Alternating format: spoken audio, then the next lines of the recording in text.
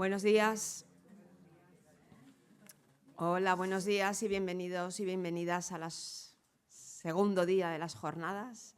Para quien no me conozcáis, soy Carolina Revuelta, psicóloga clínica del Centro de Igualdad, compañera de Lidia y de Marta.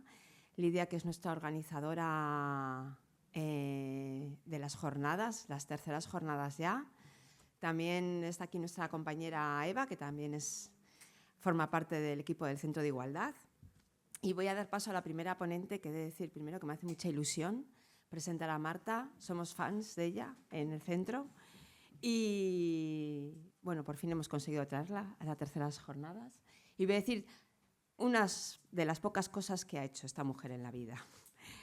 Es licenciada en Derecho y máster en Estudios Interdisciplinares de Género por la Universidad Autónoma de Madrid.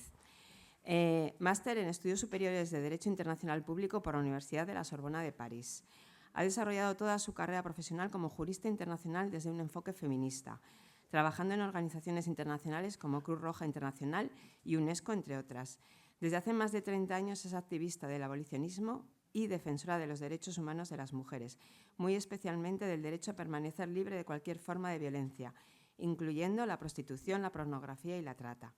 Es cofundadora de la Fundación Essayes en París, de la Coalición por la Abolición de la Prostitución y de la Escuela Abolicionista Internacional. Desde 1998, junto con la Coalición contra la Trata de Mujeres, ha realizado un trabajo de incidencia de política abolicionista, muy especialmente en Naciones Unidas durante las deliberaciones del Protocolo de Palermo o en la Unión Europea en el seno de la Plataforma de la Sociedad Civil en la lucha contra la trata de seres humanos. Ha trabajado en Francia durante más de 10 años activamente junto a organizaciones francesas de la sociedad civil por la adopción de una ley abolicionista del sistema prostitucional, que finalmente fue adoptada en el 2016. Interviene en varias ocasiones en la Asamblea Nacional y en otros foros de opinión pública. Es asesora parlamentaria y de Relaciones Institucionales de la Comisión Nacional de la Trata de la Cámara de Diputados en México en el 2016, del 2016 al 17. Asesora jurídica y miembro de la Comisión Legislativa de la Revisión General de Trata de México. Actualmente trabaja como asesora jurídica internacional, consultora en derechos humanos y género, luchando por la adopción de una ley integral abolicionista, protectora de todas las víctimas y supervivientes en nuestro país, junto con la Asociación Amar Dragoste y la Federación de Mujeres Abolicionistas. Además, sigue luchando contra cualquier forma de violencia contra las mujeres, trabajando activamente junto a la Federación de Asociaciones Rurales, FADEMUR, en la lucha contra todas las violencias hacia las mujeres en el ámbito rural. También es asesora jurídica de víctimas y supervivientes del sistema prostitucional, formadora en derechos humanos en diferentes universidades e instituciones públicas y privadas, y ha publicado diferentes artículos sobre la materia, participando también como coautora en diferentes publicaciones nacionales e internacionales sobre trata y prostitución. Muchas gracias por venir, Marta, y bienvenida. Gracias. Muchas gracias, Carolina. Para empezar, muchísimas gracias al Ayuntamiento de Santander, a Lidia, a Carolina, a Marta. Un placer volver siempre a esta ciudad. Gracias por contar conmigo. Hoy vamos a hacer una ponencia. Bueno, espero no ser muy aburrida porque me han dicho que hable de la situación legal de las víctimas del sistema prostitucional en España, con lo cual sí o sí voy a tener que hablar de leyes o de cómo las leyes están funcionando o no están funcionando en este país. Voy a intentar hacerlo lo más accesible y ameno posible dentro de estas posibilidades. Vamos a hablar de la situación legal de las mujeres en contextos de prostitución en España. Y está muy bien definido el título, porque los contextos de prostitución, creo que ya lo estáis viendo en estas jornadas, lo pudisteis ver ayer, están cambiando muchísimo en este país. ¿Vale? Tradicionalmente podíamos pensar, hace ya muchos años, en el siglo pasado, la prostitución en España se desarrollaba sobre todo en las calles, ¿verdad? Era una prostitución nacional, con el chulo, el proxeneta de turno. Y fijaros cómo ha ido cambiando a lo largo, sobre todo, del siglo XX, la prostitución esta nacional dejó paso, lo vamos a ver, a toda una prostitución donde la mayor parte de las víctimas eran víctimas de trata, este nuevo dato súper importante, ¿vale? Víctimas de trata, sobre todo procedentes de países especialmente desfavorecidos, o sea, mujeres en situación de necesidad y vulnerabilidad que los tratantes y explotadores se aprovechaban de ella para hacerlas venir a este país. Y creo que ayer tuvisteis la oportunidad, en un paso todavía más adelante, la prostitución se localiza todavía más, pasa de la calle a los pisos cerrados, a los apartamentos, a los establecimientos hoteleros, de ocio, de restauración. Y, finalmente, la prostitución online, ¿vale? La prostitución a través de nuevas tecnologías de la información y la comunicación, la deslocalización y la digitalización de la prostitución. Fijaros todos los contextos que tenemos y esta visión global la tenemos que tener. ¿Y por qué digo que tenemos que tener? Porque fijaros, históricamente, cuando hablamos de prostitución, ¿qué es lo que hemos pensado siempre? ¿A alguien se le ocurre qué es lo que pensamos siempre? ¿Y qué identificamos? A que identificamos y se ha identificado históricamente la prostitución con la mujer prostituta. Muy importante, prostitución igual a mujer. Y además tenía todo ese estigma, todas esas palabras tan horribles que a lo largo de la historia, quizás las personas más jóvenes las conocéis menos, o las que tenemos un poquito más de edad, se hablaba de la furcia, la ramera, con perdón, la puta. Eso era la prostitución. Un montón de putas, con perdón, ejerciendo, que ya veremos qué quiere eso de ejercer, si la prostitución se ejerce. Yo ejerzo la abogacía o yo ejerzo la medicina. ¿La prostitución se ejerce? ¿Es una profesión? Bueno, yo ya lanzo todas estas cosas. Y fijaros, a nadie nos choca eso de la prostitución es la profesión más antigua del mundo. Pues es que todas y todos hemos crecido con esa idea y la tenemos tan interiorizada y ni nos lo planteamos. Y yo digo, ostras, y nunca, fijaros si yo dijera, pues yo no quiero hablar de las mujeres, porque la prostitución no son las mujeres que están en contexto de prostitución. La prostitución es un sistema. Y si yo dijera, pues la prostitución no es el oficio más antiguo del mundo, a lo mejor la prostitución representa al cliente más antiguo del mundo. ¿A qué eso os chocaría mucho? Dirías, qué tontería está diciendo Marta. O la forma de explotación de las mujeres más antigua del mundo. Que también, pero dirías, qué cosa más ridícula, ¿no? Ahora, que digamos la profesión o el oficio más antiguo del mundo no nos choca, lo tenemos interiorizado, para que veamos cómo también todos los sesgos de género y patriarcales han sido tan determinantes en la idea que tenemos de prostitución en nuestra cabeza. Y en el día de hoy yo no quiero hablar de prostitución por eso. Yo quiero hablar de sistema prostitucional, que me parece mucho, mucho más integrador y mucho más coherente con la realidad que estamos viviendo. Que sí, que en la parte más visible y en la que tenemos todos, todo lo que hemos visto en nuestro imaginario, tenemos a las mujeres, pero las mujeres no son nada más que la mercancía, nada más y nada menos. ¿Qué quiere decir esto? Necesariamente, independientemente de que pensemos que la prostitución es una forma de explotación, o incluso que pensemos otras corrientes que no las abolicionistas, que piensan que la prostitución es una prestación de servicios, para que haya una prestación de servicios necesariamente tiene que haber dos actores. Uno que recibe y demanda esos servicios y otro que provee esos servicios. Y si no, no estamos teniendo una visión de eso que está pasando. Y muy posiblemente en el medio haya un intermediario que también se lucre de esa, entre comillas, prestación de servicios o explotación. Por eso, cuando hablamos de prostitución, hablamos de sistema prostitucional. Las mujeres son el objeto de transacción, son la mercancía. ¿Son las que se lucran? ¿Las que más se lucran en un sistema de prostitución? Por supuesto que no. Por supuesto que no. Por supuesto que los que se lucran mayoritariamente son los que facilitan esa prostitución. Explotadores, tratantes y proxenetas, que son, en un lenguaje comercial, diríamos los que tienen los contactos. ¿Vale? Los que explotan la vulnerabilidad ajena de mujeres en situación de necesidad que nada o poco conocen de sistemas de lucro en un país desconocido, en una lengua desconocida. A ver si os pensáis que vienen aquí como reinas, como mujeres empoderadas a hacer mucho dinero. No, son mujeres absolutamente vulnerables que van a caer en manos de personas que sí que tienen los conocimientos, los recursos y el dinero para ganar el dinero para ganar mucho dinero a costa de ellas. Eso es la prostitución.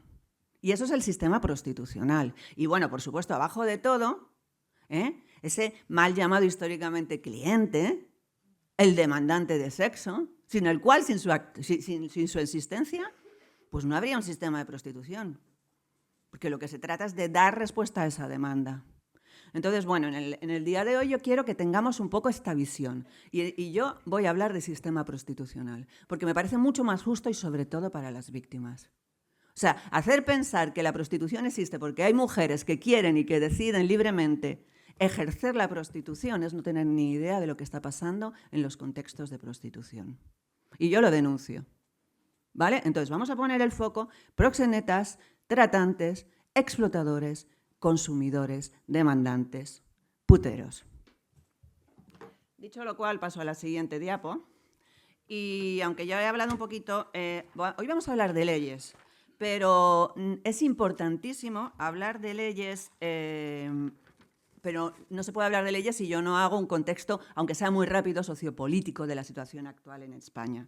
Entonces, os lo voy a hacer un poquito rápido del sistema prostitucional, qué es lo que está pasando ahora mismo. A mí me llama mucho la atención que nos hartamos de oír desde Naciones Unidas, la Unión Europea, en este país, es la esclavitud del siglo XXI. ¡Wow! Y lo decimos así tan libremente y tan arbitrariamente, esclavitud del siglo XXI, si la esclavitud fue abolida hace más de 150 años, ¿cómo puede ser que sigamos teniendo un mercado de esclavas mayoritariamente y no reaccionemos? O sea, lo digamos tan libremente. Sí, es la esclavitud del siglo XXI, pero si es la esclavitud del siglo XXI, ¿por qué el derecho se ocupa tampoco de esta forma de esclavitud? El derecho a las políticas públicas, el legislador, ¿vale? O sea, seamos coherentes. Si es tan importante, si es tan grave, me parece que la respuesta institucional y legislativa es bastante pobre. Muy importante. Y cuando una respuesta legislativa, institucional, gubernamental es pobre frente a un problema, ¿quiénes son las principales personas perjudicadas? Pues las víctimas.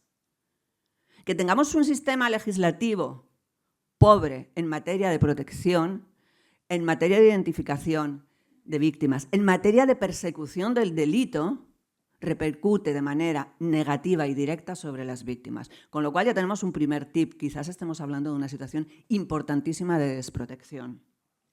¿Vale? Dice Naciones Unidas que la trata con fines de explotación sexual representa más del 50% de la trata en general. Sabéis que la trata puede ser con fines de explotación y tiene otras formas de explotación. Explotación laboral, tráfico de órganos, matrimonios forzados, mendicidad forzosa, entre otros. Pues entre todas esas formas de explotación, digamos, la más importante sigue siendo la trata con fines de explotación sexual. ¿Que nos tenemos que ocupar de todos los tipos de explotación? Por supuesto. Pero que no tenemos que quitarle ninguna importancia o intentar difuminar la trata con fines de explotación sexual dentro de las otras formas de trata, también. Sigue siendo un fenómeno que ataca y atenta contra la dignidad y los derechos humanos de las personas. Mayoritariamente, mujeres y niñas. Fijaros, el 92% de la trata mundial con fines de explotación sexual, las víctimas son mujeres y niñas. Con lo cual, esa dimensión de género ya no la podemos olvidar. Y fijaros lo que dice la relatora de Naciones Unidas sobre violencia contra las mujeres, en un informe que acaba de publicar en este año 2024. Y en eso ya vuelvo a conectar con lo que os decía antes de los contextos de prostitución. Fijaros, el 75% de las víctimas de trata con fines de explotación sexual a nivel global se anuncian ahora en Internet. O sea, esto no lo podemos dejar pasar. Este contexto no solamente de que se anuncian para proveer actos sexuales pagados. Es que Internet es la principal vía de captación de mujeres para la prostitución en la actualidad. ¿De acuerdo? En España es la principal vía de captación actualmente. Con lo cual es un contexto importantísimo. Es lo que se llama un espacio postribulario, que es un poco difícil de decir, al que el derecho, vamos a ver, no está dando respuesta. Fijaros ya cuántas lagunas y cuántos espacios de desprotección estamos viendo, ¿vale? Según los datos del Centro de Inteligencia contra el Terrorismo y el Crimen Organizado, más del 96% de las mujeres identificadas, que ahora vamos a ver qué es esto de identificadas, por trata y explotación sexual, son mujeres y niñas. ¿Eso qué quiere decir? Que la dimensión de género es algo que no podemos olvidar. ¿De acuerdo? Y luego, a mí me gusta, a mí cuando dicen, no, la trata es un fenómeno, la trata es un tema de consentimiento, la trata es una profesión. A mí todo eso me parecen eufemismos, porque lo que es la trata y la explotación sexual y el sistema prostitucional es un negocio. Aquí estamos hablando de dinero y de lucrarse. Aquí no estamos hablando de empoderarnos sexualmente, aquí no estamos hablando de liberarnos sexualmente como mujeres. No, no. Esto es un negocio. Y a mí me gusta hablar de negocio, porque creo que hay que poner las palabras justas a los fenómenos justos. Fenómeno-negocio. Fijaros que dice la Unión Europea que en solo un año en la Unión Europea los ingresos provenientes de la trata sexual se estiman en unos 14.000 millones de euros. Bueno, esto es una estimación. Seguro que, como en todas las, estamos hablando de un negocio clandestino, estamos hablando de una actividad ilícita, estamos hablando de explotación. La explotación siempre se pasa en la ilegalidad, porque si se pasa en la legalidad tienes que declarar impuestos y declarar Hacienda y ya mola menos. ¿De acuerdo? Entonces, no tenemos ideas, esto son estimaciones. ¿Vale? Pero fijaros el volumen del negocio. En solo un año, 14.000 millones de euros. Y lo que, bueno, ya lo hemos visto, esta dimensión, antes os hablaba, quiero cuando hablemos hoy de legislación que pensemos en el sistema prostitucional y quiero que cuando hablemos de legislación tengamos esta triple perspectiva. Esta perspectiva de la trata, la explotación sexual y el sistema prostitucional como vulneración de los derechos humanos en el ejercicio de la prostitución. ¿Cuántos derechos humanos son vulnerados? Se me ocurren un montón. Pero derechos humanos tan sencillos como la misma vida, la integridad física y moral, la libertad, la seguridad, la libertad de movimientos, el permanecer libre de cualquier forma de tortura o trato degradante, el permanecer libre de cualquier forma de violencia contra las mujeres. Derechos fundamentales de primer orden. Y si pensamos en un acto prostitucional, se los ventila directamente. ¿Vale? Estamos hablando de violencia, estamos hablando de tortura, estamos hablando de falta de libertad, estamos hablando de ausencia de derechos. Esa perspectiva de derechos humanos no la podemos olvidar.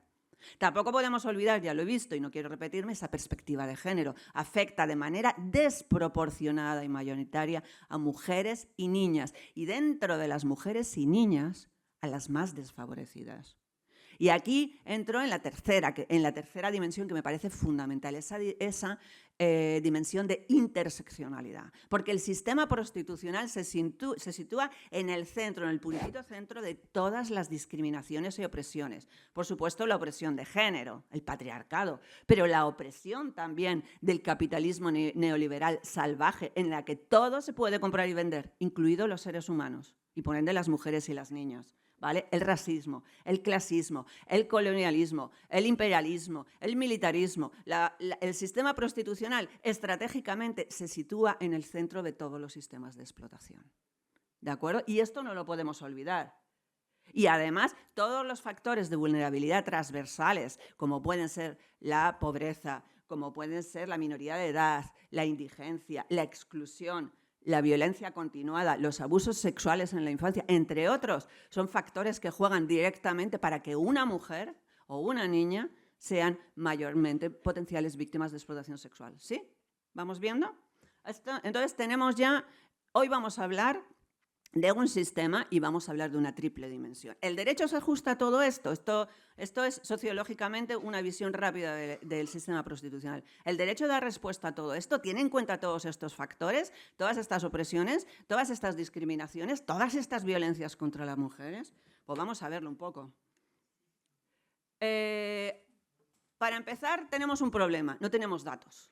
No tenemos datos. No existe ni siquiera, hablamos de la esclavitud del siglo XXI, todo eso que se nos llena la boca, y para ser un problema tan grande y tan grave y que vulnera tantísimos derechos humanos, ni siquiera tenemos un organismo nacional que se encargue de cuantificar qué es lo que está pasando con la explotación sexual en este país, con la trata, con el sistema prostitucional.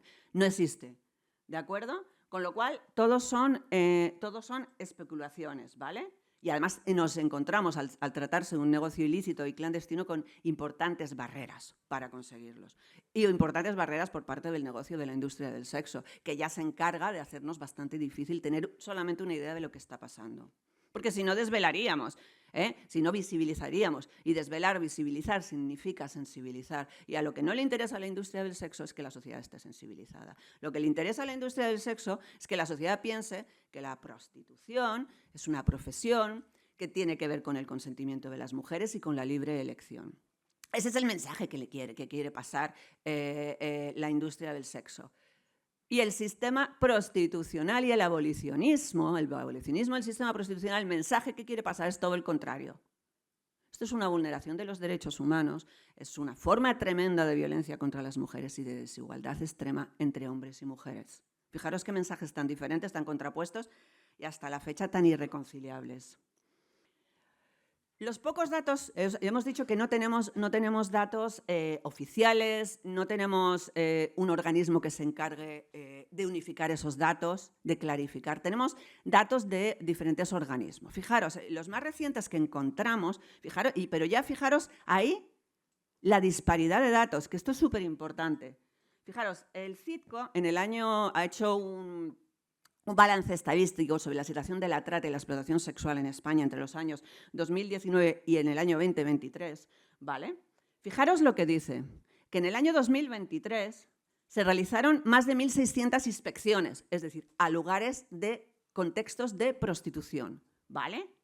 De esas 1.600 inspecciones se identificaron más de 7.000 personas supuestamente en riesgo de estar sufriendo una trata. ¿Qué quiere decir esto? Cuando hacemos las inspecciones, vamos con policía a hacer nuestras inspecciones en lugares donde hay explotación de la prostitución, todas las mujeres, la mayor parte de las mujeres nos dicen que están ahí porque quieren, que nadie las ha obligado y que han venido libremente.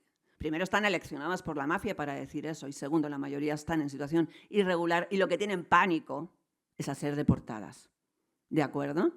A ser deportadas, aparte, por no hablar de todas las amenazas, coacciones, intimidaciones que sufren por parte de las mafias. ¿Vale? Entonces, a pesar de esto, de todas estas mujeres, de las 7.000 que la policía cree que pueden estar en riesgo, solamente se llegan a identificar 600 mujeres, un poquito más de 600. Fijaros qué cifras más pequeñas, ¿vale? Por trata y explotación sexual. Estamos hablando de un problema de identificación grandísimo. Es decir, ¿cómo identificas a una víctima? Tienes que utilizar, si una víctima te está diciendo que ella está ahí porque quiere, tienes que utilizar otro tipo de indicadores.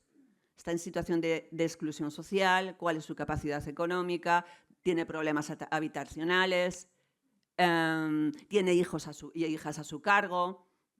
Todos estos indicadores de máximo riesgo son los que hay que poner en marcha frente a un no, yo estoy aquí porque quiero. Nadie me obliga. Esto es bastante difícil y ahí me remito a los 7.664. Nos parecen unas cifras un poco pobres, pero fijaros, por primera vez desde el Ministerio de Igualdad, y se han hecho una presentación preliminar de los estudios ahora en septiembre, se está haciendo un macroestudio sobre trata, explotación sexual y prostitución. Y fijaros, y se ha hecho un estudio, se ha hecho un avance de resultados, se han analizado 654.000 anuncios en webs y otros soportes, ¿de acuerdo? Y fijaros en el año 23, fijaros qué cifras. En el año 2023, según este macroestudio, en España se identificaron 114.576 mujeres en diferentes anuncios y de ellas 92.496 podrían estar en riesgo de exclusión social. 92.000 frente a las 7.000 identificadas por policía. Pues estamos hablando de una diferencia exagerada. ¿De acuerdo? Sí que las nacionalidades conceden. Ahora mismo tenemos mayoría de mujeres procedentes de Colombia. Un incremento exponencial de mujeres españolas captadas a través de redes sociales e internet. Cuidado con esto. Antes la prostitución nacional en España era muy limitada. Ahora están en los primeros puestos, ¿de acuerdo? Y fijaros, 9.000 mujeres en riesgo muy alto. Fijaros la diferencia. Cuando vemos esto, Dice, la media en España es de 56 mujeres en situación de prostitución por cada 10.000 mujeres. Estamos hablando de muchas mujeres, 56 por 10.000.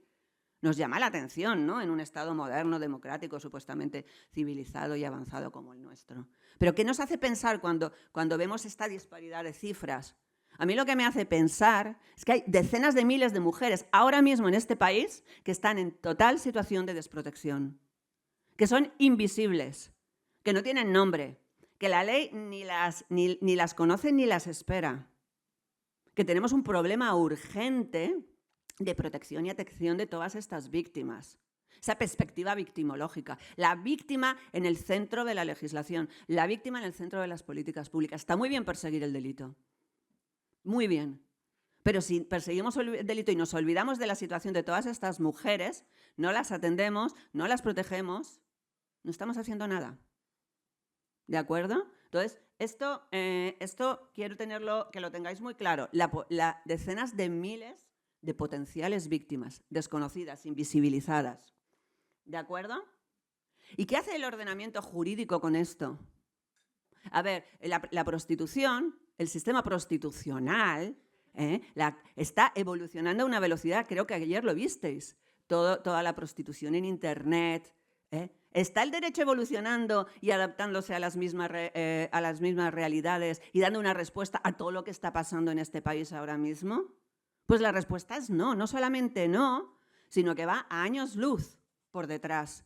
¿Y eso qué es lo que genera? ¿Eso qué es lo que pasa? Eso genera vacíos legales, lagunas legales, impunidad del delito y desprotección de las víctimas. Y esta es la situación. O sea, frente a esta situación que os he contado social, de desarrollo, de evolución, de nuevas formas de catacción, que no voy a repetir porque lo visteis ayer, el derecho permanece inmóvil e inamovible y todavía en nuestro eterno discurso y debate de si prostitución libre o prostitución forzada. Y mientras tanto se nos está escapando el verdadero problema y mientras tanto tenemos más de 90.000 potenciales víctimas de las que el derecho ni se acuerda. ¿De acuerdo? Con lo cual, esta situación es grave. Y los operadores jurídicos, jueces, fiscales, están formados en todas estas, formados y sensibilizados. Pues no, tampoco, como lo estamos muchos de nosotros y nosotras. Yo cada día hablar de nuevos delitos que no están tipificados, de nuevas acciones, que me las tienen que explicar, porque ni siquiera sé ni me imagino que puedan existir. Y esta es una realidad también dentro de los operadores jurídicos. ¿Qué quiere decir? Si tú no conoces que existe un delito, un acto que es delictivo, aunque no esté tipificado, ¿cómo lo vas a perseguir? El desconocimiento a nivel de operadores jurídicos de todas las nuevas formas adoptadas por el sistema prostitucional es un grave problema. Y una vez más, ¿en quién repercute? En las mujeres y en las víctimas. ¿De acuerdo? Entonces, bueno, ya vemos que tenemos un ordenamiento jurídico que posiblemente esté muy por detrás de la realidad y que muy posiblemente sea deficitario para la necesidad que hay. Pero legalmente, ¿cuál es nuestro ordenamiento jurídico? Porque hoy estamos hablando de situación legal. Pues oficialmente podemos decir que este país es un país abolicionista.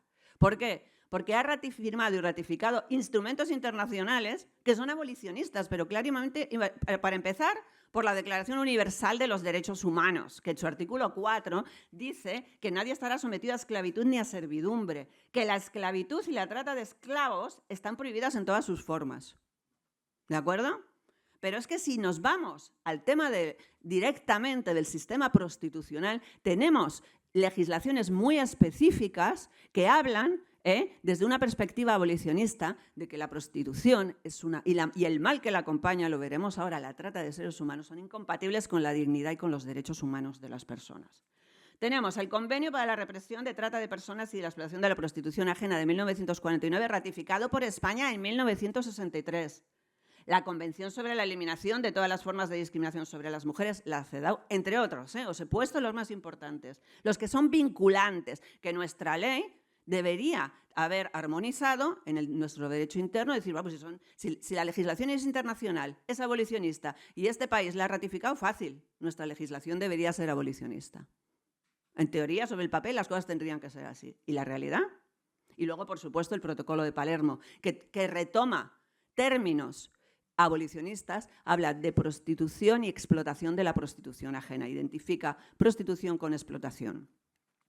Fijaros que el convenio, lo que os decía, el convenio de 1949, fijaros, solamente con leernos el convenio del 49 ya sabríamos que estamos hablando cuando estamos hablando de una legislación abolicionista. Uno de los grandes principios, fijaros lo que dice, la prostitución y el mal que la acompaña, la trata de personas, son incompatibles con dignidad y el valor de la persona humana. Prostitución y trata van de la mano. Esas teorías de que la trata es una cosa y la prostitución es otra, no. Existe la trata porque tiene que dar respuesta a una demanda ingente y numerosa de actos sexuales pagados, de prostitución. ¿Estamos de acuerdo, no? El convenio del 49 lo dice, ¿de acuerdo? La CEDAW en el año 1976 no solamente dice eso, sino que posiciona a los estados y a las políticas públicas delante de su propia responsabilidad. Cuidado, frente a esto tenéis que tomar todas las medidas necesarias, sociales, culturales, educativas y legislativas para luchar contra esta vulneración de los derechos humanos. ¿De acuerdo? Y el Protocolo de Palermo sí que por primera vez define la trata, porque no establece una definición internacional de trata que hasta entonces no existía, va en esta misma línea. Y este derecho internacional, estos tres grandes instrumentos están firmados y ratificados por España.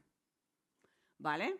Fijaros, lo que os decía del convenio del 1949, lo digo el gran olvidado, porque cuando vemos incluso que este es un convenio completamente vigente, completamente vigente y vinculante. Cuando vemos el anteproyecto de ley de trata, que ahora mismo está en fase de, no sabría decir qué, porque ahora mismo está parado, y que lleva años y años discutiéndose, en los antecedentes legislativos y en el marco legislativo lo obvia. Ni siquiera hace referencia al mismo. Y esto no es una casualidad. Esto es porque esta perspectiva abolicionista, y que es claramente abolicionista, por lo que sea, está siendo dejada al margen, ¿vale? Porque la industria del sexo no le interesa que este convenio, ni siquiera, estoy convencida que muchos de ustedes y ustedes lo conocerán, pero habrá gente que no, porque nunca se habla de él. Y fijaros lo que dice, fijaros lo que dice en su artículo 1. Las partes del presente convenio se comprometen a castigar a toda persona, que para satisfacer las pasiones de otra, concertar en la prostitución, aún con el consentimiento de esa persona. Es decir, esto no es un tema de consentimiento, da igual, porque esto es una vulneración de los derechos humanos. Nadie puede consentir que sus derechos humanos sean vulnerados. Ese consentimiento no es relevante. No estamos hablando de consentimiento, estamos hablando de dignidad y de derechos humanos. ¿Vale? A cualquier persona que concertare la prostitución o explotare la prostitución de otra persona, aún con el consentimiento. ¿Qué quiere decir? Cualquier forma de proxenetismo. Es que lo dice clarísimamente. Cualquier persona que explote, se lucre, aún con el consentimiento, nuestra legislación interna debería de penalizarlo. ¿Vale? Y luego dice, y también castigar a cualquier persona que mantenga una casa de prostitución o diere o tomare a sabiendas un arriendo. Esto es un tercero. Lo que en España era antes el tipo de la tercería locativa, esto es un tercero que arrienda, que tiene un local donde se va a producir la prostitución y se va a lucrar, ¿vale? De esa producción de la prostitución, ¿de acuerdo? Y en el artículo 6 dice derogar o abolir cualquier ley o reglamento que intente regularizar la prostitución como profesión o que intente estigmatizar en listas, como se ha intentado muchas veces, a las mujeres prostituidas en contextos de prostitución. ¿De acuerdo? La descriminalización total y completa de las mujeres en situación de prostitución. Este es uno de los grandes pilares abolicionistas. Perseguir todas las formas de proxenetismo y explotación, que son los autores del delito, y descriminalizar completamente a las mujeres en situación de prostitución. Bueno, esto es un convenio internacional de Naciones Unidas, estoy hablando de instrumentos internacionales, pero sí fue adoptada en tiempos, fue reconocida y ratificada en el 63, en plena... Sí, y fijaros, bueno, no, es que quiero, a ver, ¿cómo voy para atrás? Espera. Bueno, me he pasado la diapo, pero a ver, no sé cómo se va para atrás. Aquí. Vale. Entonces, bueno, que a mí quiero hablaros del protocolo de Palermo, seguro que lo conocéis más. Y aquí el protocolo de Palermo incorpora la tercera figura, esa del sistema prostitucional, de la pirámide que veíamos antes, la demanda. Porque el convenio del 49 es verdad que no hace referencia a la demanda. Pero Palermo viene a complementar y habla por primera vez, incluye la demanda. Fijaros lo que dice, que propicia cualquier forma de explotación, la sitúa en el centro del problema. Aquí tenemos trata, aquí tenemos explotación sexual, explotación de la prostitución ajena, porque hay una demanda que la propicia. Y esto es un mandato internacional. Esto quiere decir que los países que firmen y ratifiquen este convenio tienen la obligación no solo de hacer políticas públicas para desincentivar la demanda, no, de meterlo en una ley y posicionar a la demanda como causa estructural de la existencia del sistema prostitucional. Esto es una obligación para los países. ¿Lo estamos haciendo en este país? Pues lo vamos a ver. Fijaros, la CEDAW, en el año, os he hablado de la CEDAW, lo que es la convención del 76, pero la CEDAW hace recomendaciones. En el año 2020 hizo una recomendación interesantísima sobre las personas en situaciones de trata y contextos de prostitución en situaciones de migración mundial. Y fijaros, si miráis, fijaros solamente en el centro. En la parte de arriba he puesto causas fundamentales de la trata de mujeres y niñas. Bueno, pues todo lo que hemos visto, todas estas discriminaciones socioeconómicas, el tema de la migración, el tema del asilo, los conflictos bélicos. Pero el centro, la principal causa que identifica la CEDAW, la demanda. ¿Y cuál es el principal reto? Frente a esta demanda, ¿cuál es el principal reto? Siempre lo que hemos dicho. En cualquier legislación, el principal reto, la protección de las víctimas. También lo dice la CEDAW, ¿vale? La detección, hemos visto el tremendo problema que hay de detección e identificación. Frente a 90.000 potenciales estamos identificando a 600. Esto es una locura. Y, por supuesto, y lo vamos a ver, los problemas del acceso de las víctimas a la justicia. ¿De acuerdo? Pero siempre por encima la protección de las víctimas y la atención. Y fijaros, las recomendaciones que nos hace la CEDAW para atacar todas esas causas estructurales que identifica arriba. En el centro, otra vez, desincentivar la demanda. ¿Esto qué quiere decir? Quiere decir que realmente aquí el verdadero problema es la demanda, son los puteros. Ese es el verdadero problema. Y mientras no vayamos a esa causa, el sistema prostitucional no va a hacer nada más que crecer, desarrollarse. ¿Estamos de acuerdo? Esto lo dice el derecho internacional. Esto es una recomendación. ¿Qué quiere decir recomendación? No es vinculante. Solamente son vinculantes en derecho internacional las convenciones internacionales, ¿vale? Pero son recomendaciones. Y si hemos firmado la CEDAW, lo suyo es que sigamos esta recomendación. Lo suyo, lo lógico. Porque si no somos, y vamos a ver, una vez más, incoherentes en nuestras propuestas, ¿vale? Otros instrumentos europeos que no me voy a meter, pero que siguen hablando del tema de la demanda, sobre todo los instrumentos europeos a partir de los años 2000, pues el convenio de Varsovia del Consejo de Europa contra la Trata o la directiva que se acaba de aprobar ahora en el año 2024, que también focaliza los temas, el tema y el problema en la demanda, ¿de acuerdo? Y en la protección. Demanda, atacar a la demanda, perseguir el delito, proteger a las víctimas. Estas son las tres grandes patas que no podemos olvidar. Y con todo esto que tenemos, el marco vinculante jurídico internacional, ¿cuál es nuestra situación en España? Bueno, he puesto en esta foto a mi compañera y amiga Amelia Tiganus, porque me parece súper gráfica. Fijaros cómo identifica a la prostitución, al sistema prostitucional, como un campo de concentración. ¿Y qué pasa en los campos de concentración? Se vulneran todos los derechos humanos. La persona deja de ser persona y se convierte en una cosa. Se convierte en una cosa maltratable, despreciable, ¿vale? Ella, superviviente de la prostitución, así lo identifica. Esto es el sistema prostitucional. Un campo de concentración con todo lo que ello supone. El Código Penal español, o sea, yo lo primero que os puedo decir es que aquí en España tenemos un lío de leyes espectaculares, ¿vale? Leyes estatales, autonómicas, ordenanzas municipales que abordan de una u otra manera el tema de la prostitución y la trata, que lo único que hacen es confundir muchísimo a los operadores jurídicos, a las personas que atendemos jurídicamente, a las víctimas y a las propias víctimas. Esa dispersión normativa es otra forma de violencia también contra las mujeres, contra las víctimas, porque ni tenemos una ley integral de trata, ni tenemos una ley del sistema prostitucional que englobe, que aglutine, que dé coherencia a todo ese ordenamiento, que uno dice una cosa y el otro dice otra. Por ahora no lo tenemos, con lo cual estamos ante una gran incoherencia del sistema jurídico español. Pero como estamos hablando de delitos, yo me quiero centrar hoy en el Código Penal. Me quiero centrar hoy en el Código Penal para ver si entendemos algo y vemos a ver si el Código Penal cumple aquel mandato del Código del 49 de penalizar todas las formas de proxenetismo, de descriminalizar a las mujeres. Yo quiero analizarlo, porque hoy estamos hablando de su situación legal. Fijaros que en el año 1900, os he dicho que nosotros ratificamos esa convención en el 63.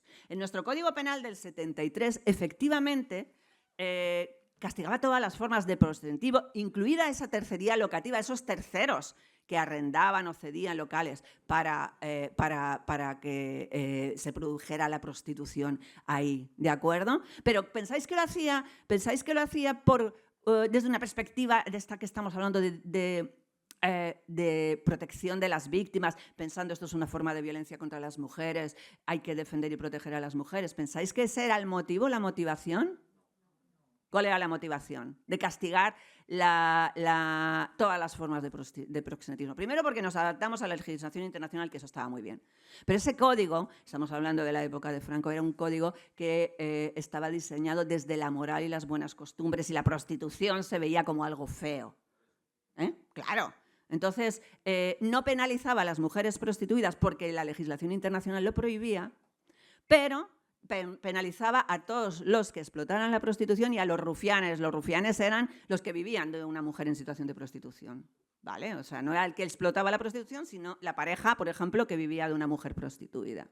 Pues ya se encargaba la legislación, vale, en el Código Penal no lo puedo hacer, pero había otra ley sobre peligrosidad y rehabilitación social, que decía que las mujeres prostituidas, de las personas que habitualmente ejercen la prostitución, se las consideraba, al igual que otros maleantes y delincuentes, personas en situación de estado peligroso. O sea, eran situadas a la altura de otro tipo de delincuentes. ¿Eso qué quiere decir? No, el Código Penal no criminalizaba a las mujeres, pero ya se ocupaba esta ley de 1970 de hacerlo. Con lo cual, el ordenamiento jurídico español ha criminalizado a las mujeres. Y esto es muy importante que lo sepamos, ¿vale? Y es muy importante que sepamos si lo sigue haciendo ahora. ¿De acuerdo? ¿Qué es lo que pasa? Bueno, acaba el franquismo, llega la democracia, llega el Código Penal, se abole la ley de 1970, sigue nuestro Código Penal que heredamos del franquismo, se siguen penalizando todas las formas del proxenetismo, pero llegamos al año 1995 y con estos aires de modernidad, de progresía, de mi cuerpo es mío, sexo, tal cual. Se produce algo que fue un antes y un después en la historia jurídica española y que cambió completamente la protección y atención de las víctimas en este país. Se penalizan todas las formas de proxenetismo que no sean coactivas. ¿Qué quiere decir eso?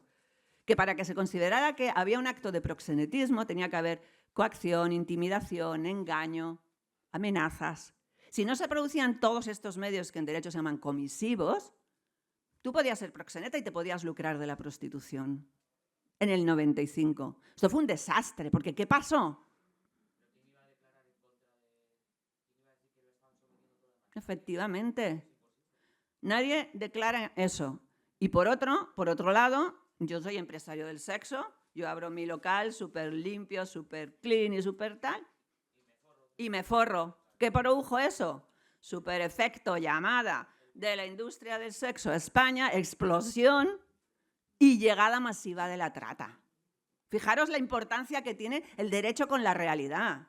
O sea, perdonadme, bueno, no lo voy a decir, este horror jurídico, ¿vale? Este horror jurídico provocó que en este país, a partir de los años 90, nos cobráramos ese deshonroso título de ser el tercer país mayor consumidor del mundo, como dijo Naciones Unidas en el 2010. y el primero en Europa. Un 39% de los hombres en este país consumen o han consumido prostitución. ¿De acuerdo? Y esto es producto de todo esto, de esta relajación penal. ¿Qué es lo que pasa? Que claro, empieza lo que tú dices, no se puede probar, no hay sentencias, viene de manera masiva la industria del sexo y el legislador se echa las manos a la cabeza porque cada vez tenemos un problema más grande de trata y no tenemos instrumentos jurídicos para combatirlo. No tenemos ningún artículo que hable de trata. No tenemos una ley de trata y el proxenetismo, si es no coactivo, es una actividad lícita como otra cualquiera, ¿de acuerdo? Entonces, el legislador se pone las pilas y en el año 2003 vuelve a incorporar ese proxenetismo no coactivo, ¿no? Prohíbe la explotación, lucrarse de la explotación ajena y diríamos, y esto gracias al movimiento feminista, que hay que decirlo, que hizo un importantísimo trabajo de concienciación, de formación y de sensibilización de la clase política en este país y sobre todo de la clase política de mujeres, que no eran tantas en aquel momento, ¿vale? Para volver a incorporar este tipo penal. ¿Pero qué pasa? Ya la industria del sexo, es que esto es súper importante, está completamente instaurada en este país, es súper fuerte y hay unos intereses creados, es uno de los principales negocios ilícitos de este país. Ves a desmontar y a desmantelar todo eso. Y el Tribunal Supremo, pese a que en el 2003 se vuelve a incorporar el proxenetismo no coactivo, ya se encarga a través de la jurisprudencia de decir que no, el proxenetismo no coactivo, pero tiene que haber algún tipo de medios, que es una contradicción, porque si no es coactivo no hay medios, pero dice no, tiene que haber explotación y se tiene que probar esa explotación. ¿Vale? Con lo cual se inhabilita completamente, se deja sin efecto esta ley, no se producen sentencias por esta doctrina del Tribunal Supremo y 20 años después, esto es súper importante, en esta ponencia quiero que vean la diferencia entre los tiempos de reacción del derecho y lo que está pasando en la calle, ¿vale? 20 años después, en el año 2015, matiza otra vez, y dice, vale, como es muy difícil probar lo de la explotación porque no se sabe qué es explotación, dice, en todo caso habrá explotación, es decir, la víctima no va a tener que probar que ha sido explotada si existe una situación de vulnerabilidad personal o económica de la víctima o la imposición de condiciones gravosas, desproporcionadas o abusivas para la mujer prostituida. Sí.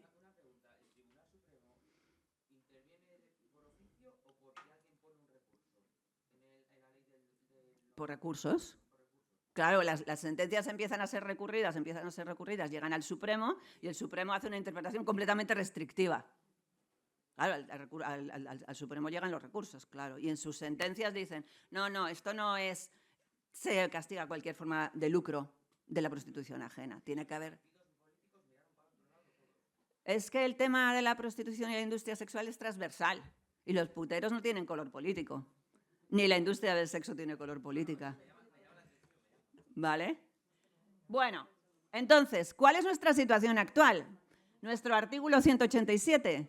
Bueno, pues la famosa, el proxenetismo coactivo o la llamada prostitución forzada. Fijaros que en el año 1995, no os lo he dicho, cuando se pasa a esta despenalización del proxenetismo, lo que se da a entender es que existe una prostitución libre, ¿vale? Que habrá que hacer algo con ella, porque no es coactiva y existe una prostitución forzada. Ahí empieza el debate que a día de hoy sigue sin resolver. ¿La prostitución es libre o la prostitución es forzada?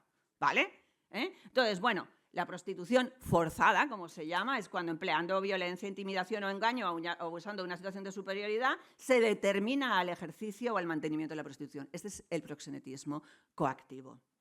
Y luego tenemos el delito de explotación de la prostitución aún con el consentimiento de la víctima. ¿Os acordáis que el convenio del 49 decía que en ningún caso, aquí no? Aquí, aún con el consentimiento de la víctima, siempre que sí, pero tienen que aparecer sí o sí esas circunstancias, como mínimo. Es decir, tienen que aparecer los medios coactivos, con lo cual es una gran contradicción de la ley. ¿Lo veis? No hay proxenetismo no coactivo. Sigue la industria del sexo, sigue campando a sus anchas, porque cuando hay esas inspecciones, las 1.700 que os decía antes, cuando vamos a esas inspecciones, las mujeres como papagayos lo primero que nos dicen, estoy aquí porque quiero. A lo mejor no saben decir ni una palabra de castellano, pero esto te lo dicen clarísimo. Y esto no te lo están diciendo de manera libre, evidentemente. Y frente al estoy aquí porque quiero, es decir, he dado mi consentimiento, son ellas, y esto es súper importante, las que tendrían que demostrar que no quieren. Es decir, ¿qué significa? Que la carga de la prueba recae sobre la víctima. Es la que tiene que probar que no ha consentido. ¿Y eso cómo se llama en derecho? Revictimización. O sea, eres víctima de un sistema de explotación sexual y luego eres una víctima de un sistema judicial que está haciendo que tú tengas que probar que efectivamente eres víctima. ¿Vale? O sea, más desprotección. ¿De acuerdo? ¿Cuáles son las consecuencias jurídicas de todo esto? Bueno, las consecuencias de tener una legislación tan laxa, tan ambigua, tan interpretable, pues significa que si el derecho no le da importancia o le da esta importancia, será que la prostitución es algo normal.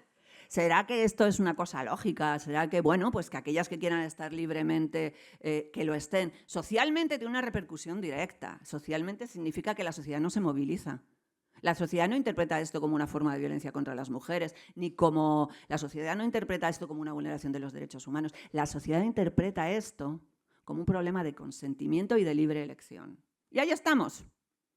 Ahí estamos. Esta es la explicación de la falta de sensibilización social. Si el legislador no está sensibilizado, no le da una importancia jurídica a un hecho que lo tiene, la sociedad mira para otro lado y sigue con su vida. Y a los puteros y a la industria del sexo le viene fenomenal, dicho sea de paso, ¿no? Entre que tenemos dificultades para probar el delito, que ya lo hemos visto, entre las escasas sentencias que hay por proxenetismo no coactivo y también el coactivo, porque tienes que probar muchas veces en tema de proxenetismo y de explotación sexual, esto se produce en la intimidad.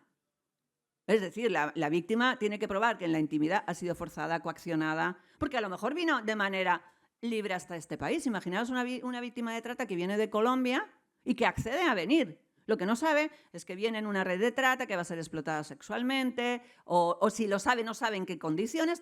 Nos estamos encontrando cada vez con más mujeres que decían, sí, yo sabía que aquí venía a ejercer la prostitución. Lo que no sabían eran las condiciones. Pero claro, si dices que venías a ejercer la prostitución, que lo sabías, ya se ocupa la mafia de que ahí no puedas demostrar el engaño. ¿Lo veis? O sea, esto es todo muy complicado, ¿de acuerdo? Con lo cual, hasta el proxenetismo coactivo es muy difícil de demostrar. Y todo esto se traduce en desprotección, carga de la prueba contra las mujeres y ausencia de derechos. Si una mujer no es identificada como víctima de explotación sexual o como víctima de trata, no tiene acceso a ningún derecho. Está ausente de derechos.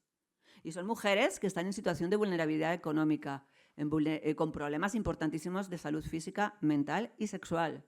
Son mujeres que tienen problemas habitacionales. Son mujeres que no tienen recursos, muy posiblemente que tengan a sus hijos e hijas en situación de total desprotección o incluso captados y secuestrados por las propias mafias. El derecho, como están ahí porque ellas quieren, no se ocupa de todo eso. ¿De acuerdo? Y luego, antes os hablaba que ya en el antiguo régimen a las mujeres se las criminalizaba a través de esas leyes, ¿no? que consideraban a las mujeres en situación de prostitución poco menos como que delincuentes maleantes, ¿no? Pero hoy pensáis que a las mujeres se las criminaliza. Pues resulta que tenemos legislación que criminaliza a las mujeres. La famosa esta ley del año 2015 de seguridad social, de protección y seguridad ciudadana dice que a las mujeres que están en situación de prostitución, en contextos de prostitución, se les puede aplicar una sanción administrativa grave si son requeridas por agentes para que se abstengan de ofrecer servicios sexuales, ojo al término, ofrecer. Vemos las incoherencias, pero somos un país abolicionista. ¿Y por qué ponemos en la legislación servicios sexuales? Servicios sexuales no es un lenguaje abolicionista porque no estamos hablando de servicios, de prestación de servicios, estamos hablando de explotación. Entonces, si estamos hablando de explotación, pues no, aquí ponemos esto, incoherencias del sistema. En las proximidades de lugares destinados a su uso por menores, centros educativos, parques, espacios de ocio y que no cesen el ejercicio de esa actividad. Aquí el legislador es completamente insensible. Es decir, como esta señora aquí está porque quiere, ignorando que puede ser víctima de trata, ignorando que puede estar amenazada, que puede estar coaccionada, que puede tener una situación de esclavitud completa. Si esta señora se niega, que no sabemos por qué se niega, lo único que sabemos es que se niega, encima revictimizamos y la criminalizamos. Esto se llama insensibilidad del legislador, ¿vale? Es verdad que esta ley se está aplicando poco porque ha sido fuertemente criticada desde los movimientos feministas y desde otros estratos de la sociedad, pero existe. Esta posibilidad existe, como también existe a través de determinadas ordenanzas municipales, no todas, como la ordenanza de Barcelona o la ordenanza de la Junquera, entre otras, que también criminalizan a las mujeres por criterios de orden público, escándalo público, seguridad vial, es decir, las mujeres que están en la calle en situación de prostitución atentan contra la seguridad vial, son un peligro. Otra vez obviando por qué esa mujer está en esa vía. ¿Es que quiere de verdad estar 12 horas pasando frío, calor, lluvia y lo que sea? Las mujeres en este país pueden ser criminalizadas. Es verdad que hay organizaciones, hay ciudades, por ejemplo, como Sevilla, Getafe, otras, que tienen ordenanzas municipales abolicionistas, súper importante, que es una ordenanza municipal abolicionista. Una ordenanza que nunca... Las ordenanzas municipales ordenan la convivencia ciudadana, por principio, ¿vale? No tienen capacidad penal, no pueden penalizar a los puteros por el hecho de ser puteros, ¿vale? Siempre se rigen por el tema de orden público, seguridad vial, seguridad ciudadana, protección ciudadana. Pero fijaros, en Sevilla, la ordenanza municipal dice clarísimamente que la prostitución representa una forma de violencia contra las mujeres y una forma extrema de desigualdad, así que en ningún caso se puede criminalizar a las mujeres. Estén en la calle, estén alterando el orden público o siendo un problema de seguridad vial. Lo que hay que hacer a esas mujeres es atenderlas, escucharlas y darles una oportunidad, información y recursos para ver por qué están ahí y si quieren salir de ahí. A quien hay que penalizar es al que de verdad está alterando el orden público y poniendo en riesgo a esos menores que tienen que ver cosas que no tienen que ver. A los puteros, a los que compran esos actos sexuales. ¿Vemos? Es decir, ¿cómo vas a criminalizar a una persona por mucho que esté alterando el orden público si esa persona está siendo explotada sexualmente, si esa persona está siendo víctima de violencia de género? ¿Vale? Bueno, pues esta sensibilidad no lo tienen todas las ciudades. Bueno, y me han dicho que quizás aquí en esta ciudad ojalá un día tuviéramos esa ordenanza. Ojalá. Porque son las ordenanzas que protegen a las mujeres. ¿De acuerdo? Sí. En Barcelona multan a puteros y a las mujeres, porque lo único que importa es que se altera el orden público. ¿Vale?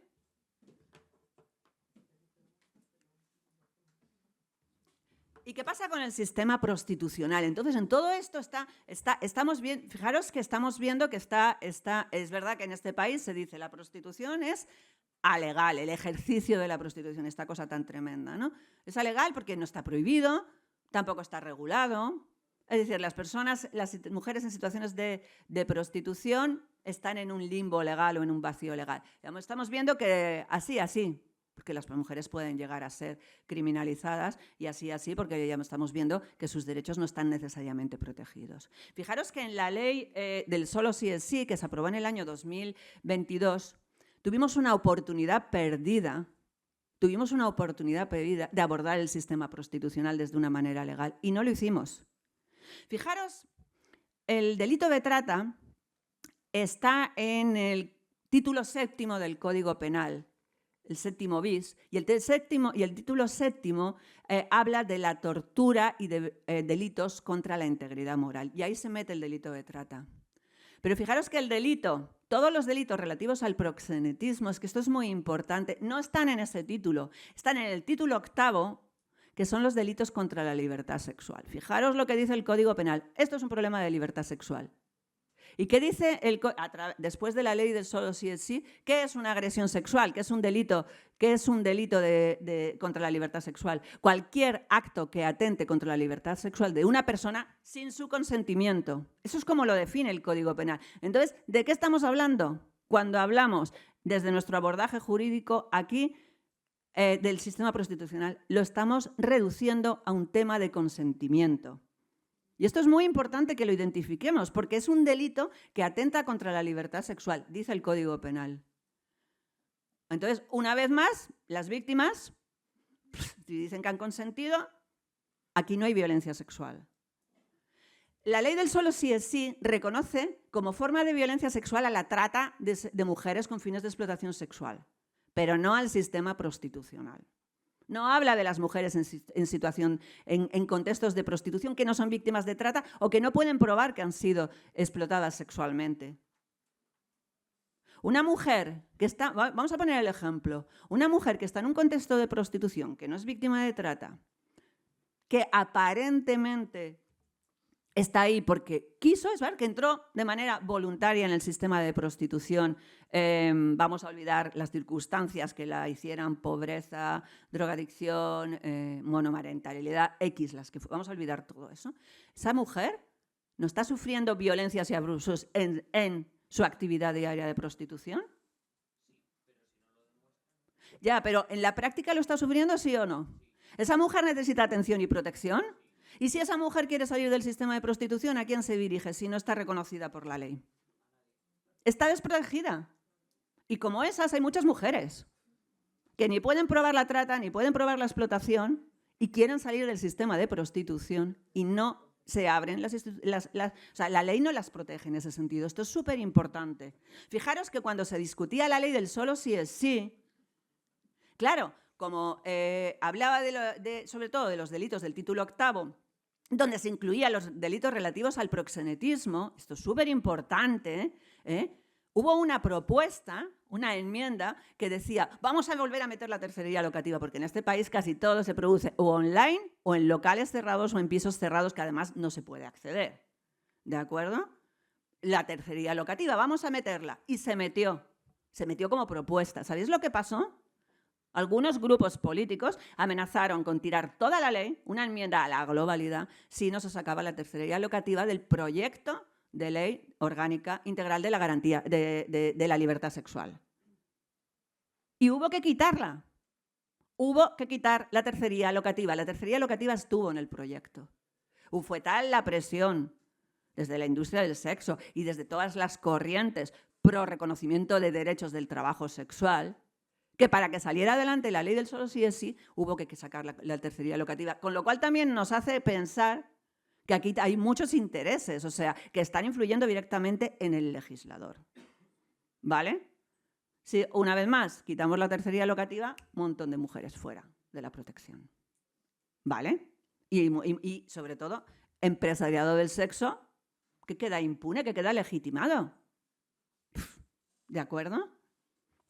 Vale. Entonces, esto me parece muy grave y sobre todo me parece una oportunidad increíble del legislador de haber recuperado un tipo penal que es absolutamente necesario en este país, porque así es como se está produciendo la prostitución en este país y no está tipificado.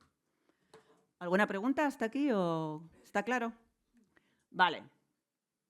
Fijaros en la ley del solo sí es sí, fijaros todos los que es una ley integral, que es una ley orgánica integral. Cuando una ley es orgánica, quiere decir que está protegiendo derechos fundamentales de las personas. La ley orgánica de la violencia de género del año 2004, la ley orgánica de garantía integral de la libertad sexual. Entonces, una ley orgánica integral, como podría ser también de la prostitución, no solamente tiene que perseguir el delito, tiene que reconocer toda una batería de derechos para las víctimas. Derechos sociales, derechos económicos, derechos procesales, derechos de regularización de la situación administrativa si estás en situación administrativa irregular. Fijaros todo lo que reconoce. Las víctimas de trata, por extensión, las víctimas de trata que son identificadas y que obtienen el estatus de violencia de víctima de trata, que ahora veremos cómo se obtiene ese estatus, ¿vale? Esas sí pueden optar. Pero todas esas otras, y fijar, ¿cuántas mujeres teníamos identificadas? ¿600 y algo? De esas 600 y algo, ¿cuántas denuncian? Vamos, ni el 20%, ¿vale? O sea, ¿cuánta gente opta, incluso dentro de las víctimas de trata, a todos estos derechos? Y todas esas otras mujeres prostituidas en situación de prostitución que no entran dentro de los conceptos jurídicos de víctima de trata o de explotada sexualmente, toda esa gente fuera de todos estos derechos. Súper importante y súper... Necesitamos una ley. abolicionista del sistema prostitucional que reconozca a todas las mujeres en todos los contextos de prostitución de todos estos derechos, ¿sí o no? Vale. ¿Y qué pasa con la trata? Fijaros, el protocolo de Palermo, otra vez con los tiempos. El protocolo de Palermo es del año 2000. Del año 2000. ¿Sabéis en qué año lo ratifica España? En el 2003. ¿Sabéis en qué año por primera vez en la historia jurídica de España se incluye el delito de trata en el Código Penal? En el 2010. O sea, 7 años de diferencia entre la ratificación y la inclusión del tipo penal en nuestro ordenamiento jurídico penal. Esto ya nos dice cosas. Y mientras tanto, ¿qué pasa mientras tanto? ¿Qué pasa en eso? Pues que la industria del sexo sigue... No existe el delito de trata. Es casi... el delito de trata antes, fijaros lo que era.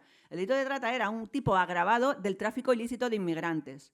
Es decir, cuando el tráfico ilícito... El 318 bis decía, cuando el tráfico ilícito de inmigrantes, además, es con el fin y el objetivo de la explotación sexual, se pone unas penas superiores. Era un tipo agravado. ¿Qué pasaba?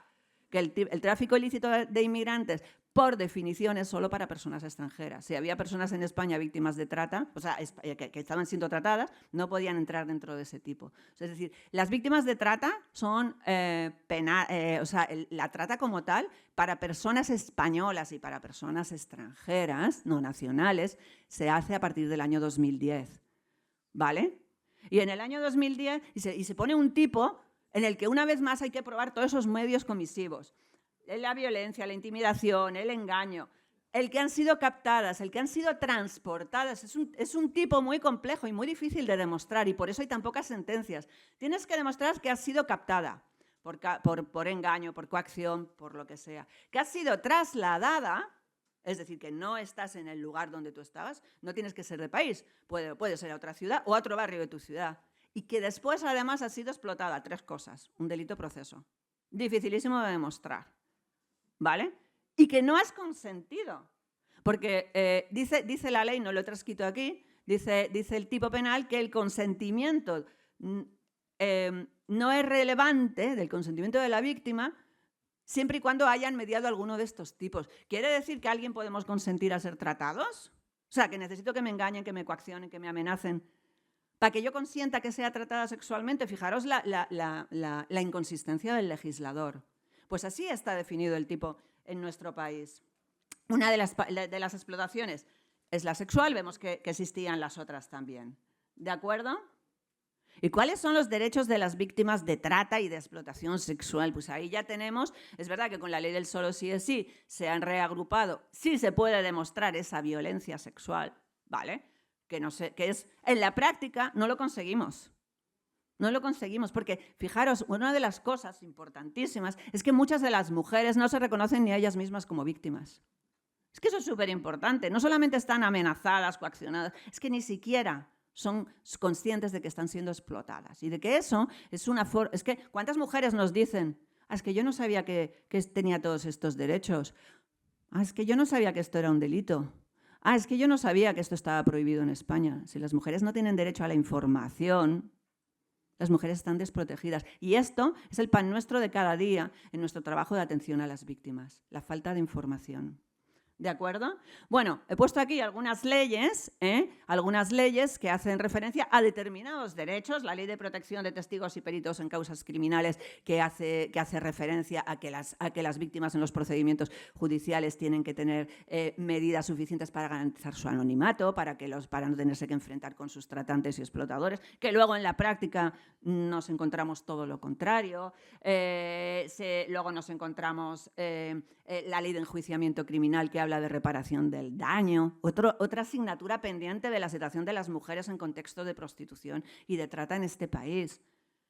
O sea, es imposible que las mujeres accedan a las indemnizaciones. Yo me encuentro con problemas de los propios bancos que nos ponen dificultades para que estas mujeres abran una cuenta bancaria donde se les pueda ingresar las indemnizaciones, pero desde ese nivel hasta de que no consigues nunca hacerte con la sentencia, porque como van en calidad de testigos no se les envía ya la sentencia, y no sabes qué es lo que ha pasado, procedimientos judiciales que duran, instrucciones policiales y judiciales que duran años y años y años, en los que la víctima no sabe qué va a pasar.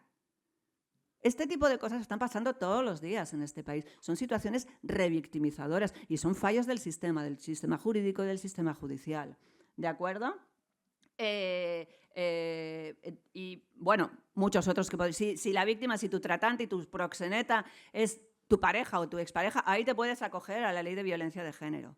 ¿De acuerdo? O sea, es una amalgama, estos son algunos ejemplos. No hay nada que esté unificado, no hay nada que esté integrado. Tienes que hacer un verdadero Tetrix para entender, y dependiendo de la situación de cada víctima, qué ley te va a ser aplicable y qué ley no. ¿Os parece esto seguridad jurídica?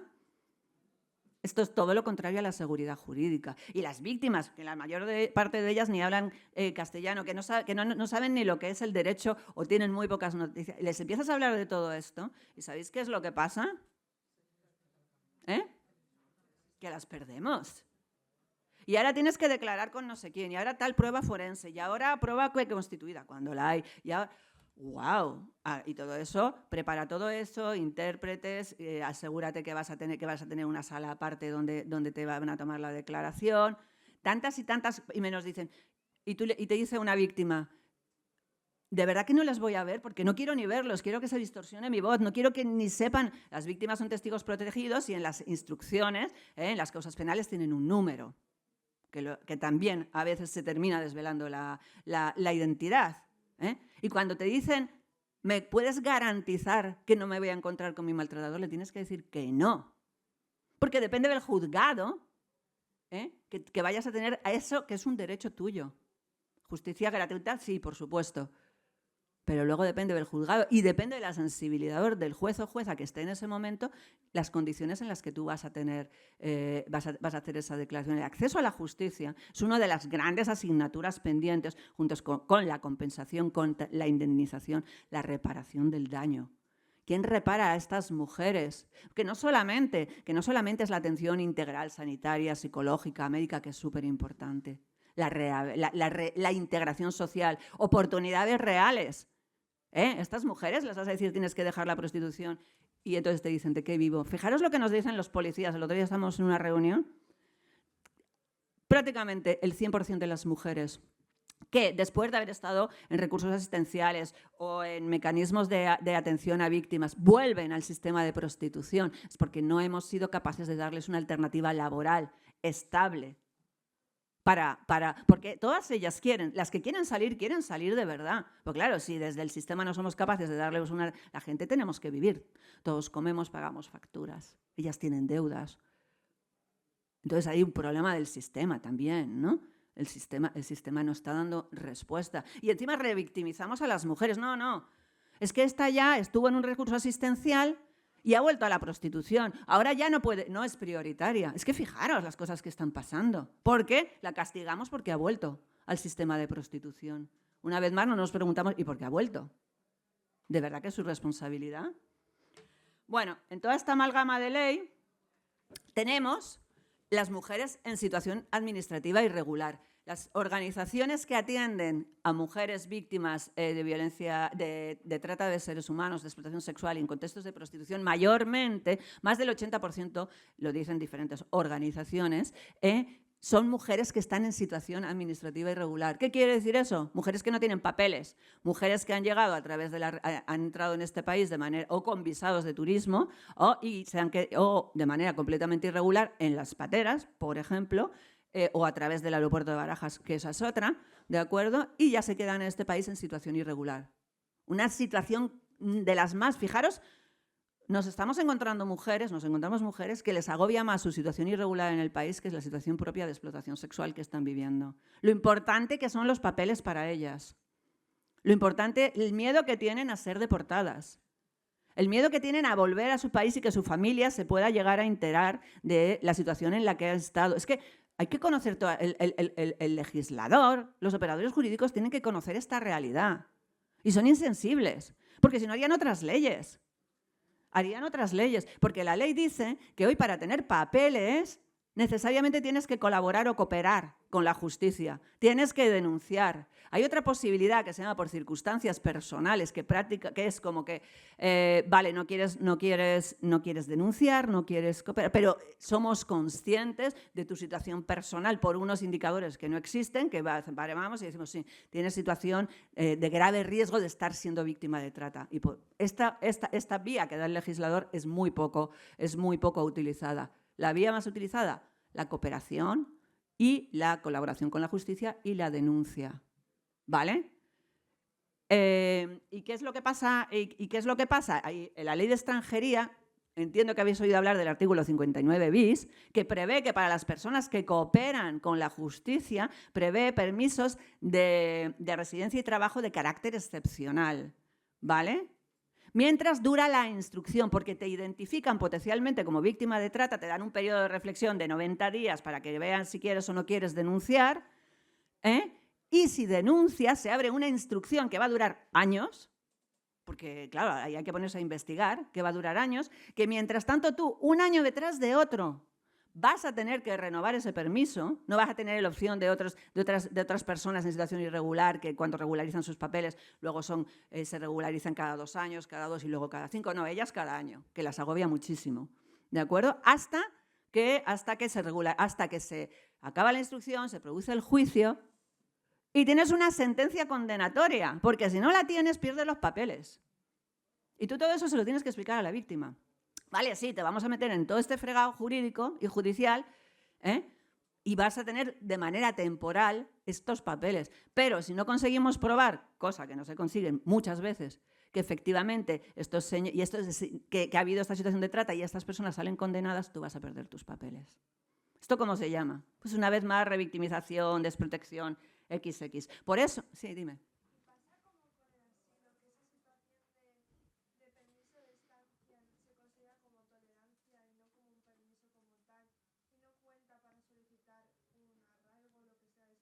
Sí, exactamente, pasa igual que en el asilo. Qué bonito, sí, porque luego dices, bueno, pues vamos a ir por arraigo social o por arraigo educacional. No vale. No, porque en realidad no es un permiso de verdad de residencia y trabajo. Tienes eso porque porque se está haciendo una instrucción y te necesitamos aquí en España. Te necesitamos para que declares, pero el día que esto, como si no hubieras estado. ¿Vale? Entonces, claro, este artículo 59 bis no da respuesta para nada a las personas en situación irregular. Primero, porque la mayoría no denuncian. Segundo, porque a muchas las perdemos en el proceso. Y tercero, porque ¿qué pasa con todas las que no son identificadas?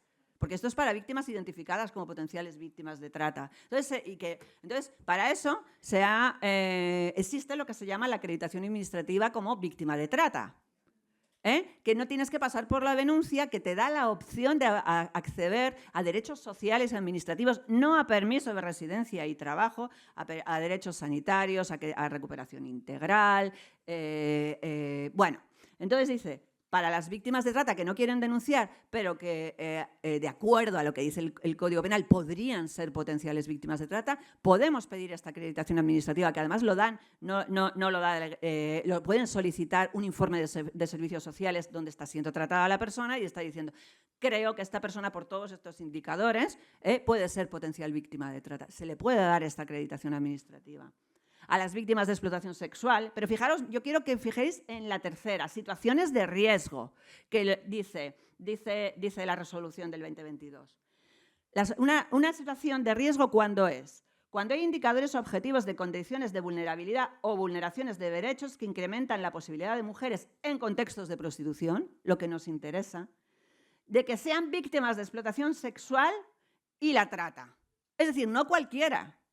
No la prostitución esta no forzada, es la prostitución coactiva, porque no quieres denunciar, pero yo tengo que encontrar esos indicadores de riesgo que me hagan pensar que sí que estás siendo víctima de trata o explotación. ¿Lo veis? Una vez más se quedan fuera todas las mujeres en contextos de prostitución que no lo pueden demostrar, por ende la mayoría. Esto hay que cambiarlo, esto hay que modificarlo. Y aquí es lo que pregunto, ¿y por qué no una acreditación de la situación de prostitución donde no tenga que demostrar que he sido explotada, coaccionada, engañada? Sencillamente estoy en un contexto de prostitución, quiero salir de la prostitución, quiero acceder a mis derechos. y quiero integrarme socialmente. Esto es lo que falta en la ley, una acreditación por situación de prostitución. No la tenemos. Bueno, me estoy enrollando, pero es que me parece importante, ¿vale? Los resultados de la actual legislación en materia de trata y de explotación sexual lo estamos viendo: la dificultad probatoria, las escasas sentencias, los problemas de identificación, de atención, de protección, de asistencia y, por supuesto, los problemas de cooperación y de coordinación entre todos los operadores jurídicos, policiales, sociales, sanitarios. Hay una descoordinación, que toda esta descoordinación, una vez más, repercute en las propias víctimas. Vale, fijaros que ante este caos dice el legislador, pues vamos a tener que hacer una ley de trata, porque es verdad que la legislación está un poquito dispersa, es verdad que las víctimas quizás estén un poquito desprotegidas, y en el año 2017 el Pacto de Estado contra la Violencia de Género, 2017, otra vez los tiempos, dice...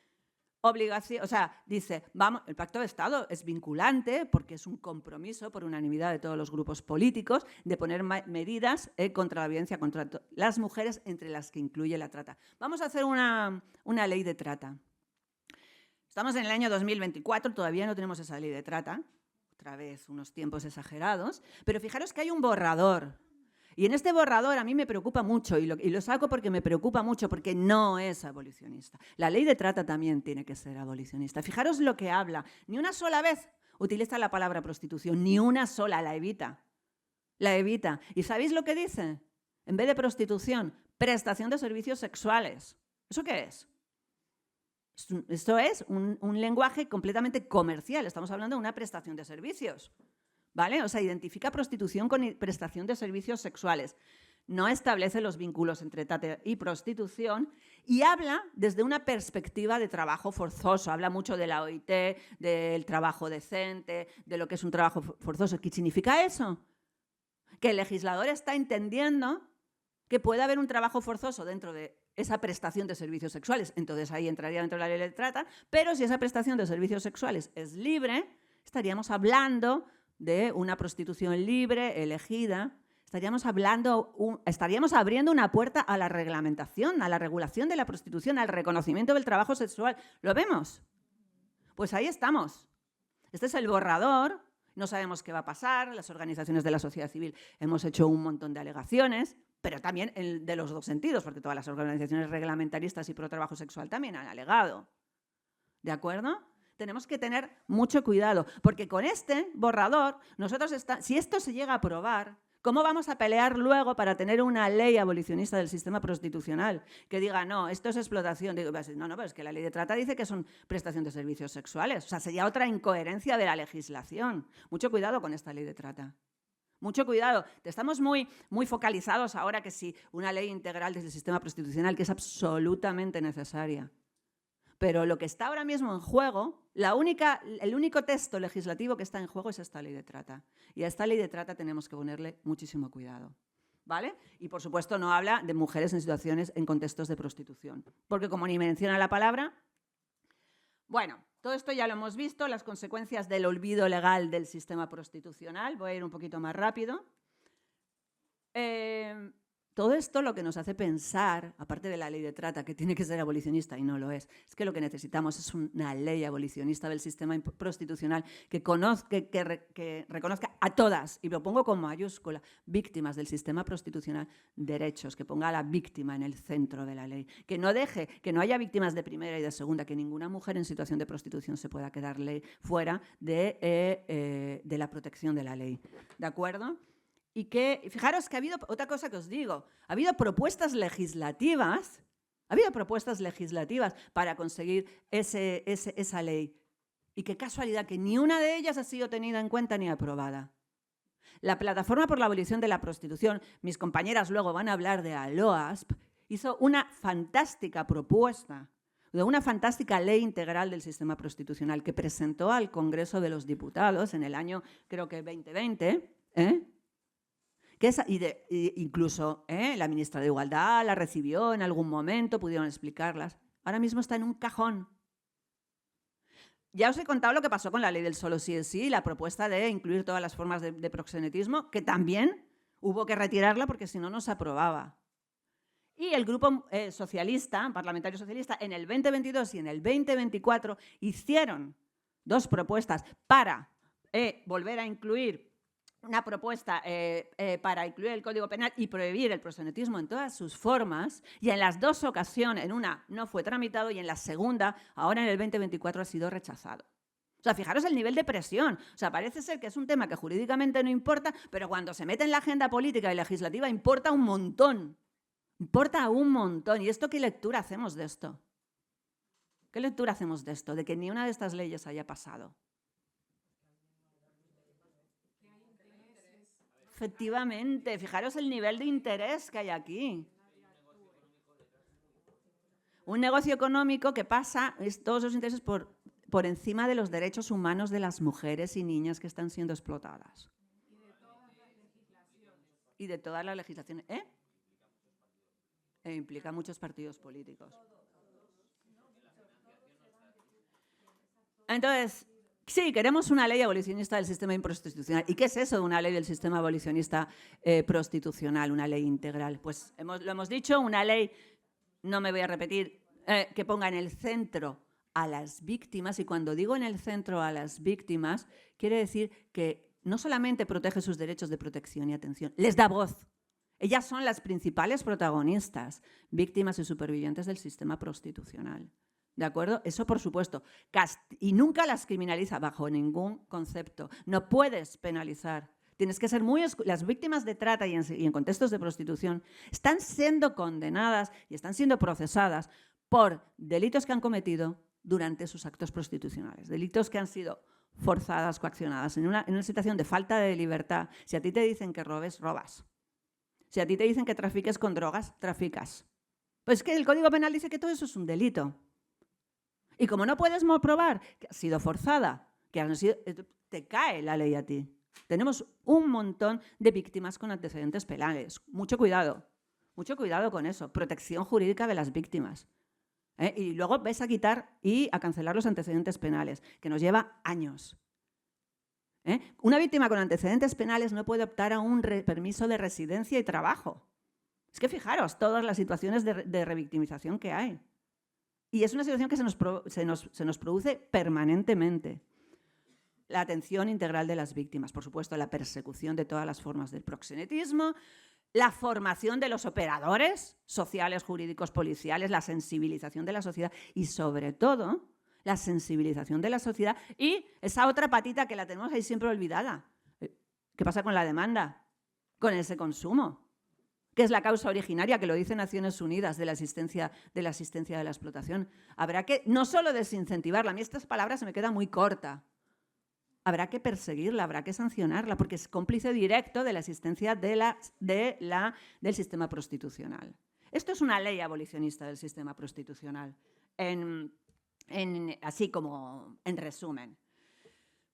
Y está muy bien y deberíamos tenerla porque tenemos este convenio del 49. Y había, por ejemplo, hace 2 años, entiendo que conocéis el Plan Camino, el Plan Camino de protección de los derechos humanos, fijaros lo que dice, protección de los derechos humanos de mujeres y niñas víctimas de trata, explotación sexual y mujeres en contexto de prostitución. ¡Ah, qué bien! Está hablando de todo el mundo.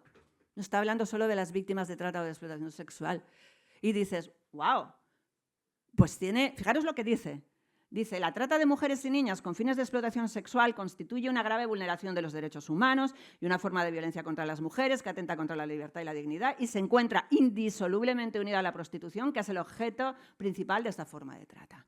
Esto es un propósito completamente abolicionista.